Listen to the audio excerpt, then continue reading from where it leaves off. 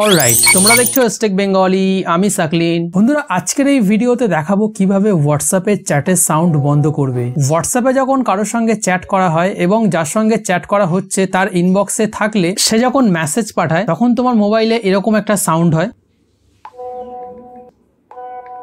Right? ফলে তোমার আশেপাশের লোকজন খুব সহজেই বুঝতে পারে যে তুমি কারোর সঙ্গে হোয়াটসঅ্যাপে চ্যাট করছো। আরো তো যদি কোনো পাবলিক প্লেসে থাকো তাহলে তো সেই ব্যাপার হয়ে যায়। শুধুমাত্র এই চ্যাটের সাউন্ডটা কিভাবে বন্ধ করবে? এখন কিছু বুদ্ধিমান লোকজন সিম্পলি ফোনটাকে সাইলেন্ট করে দেবে,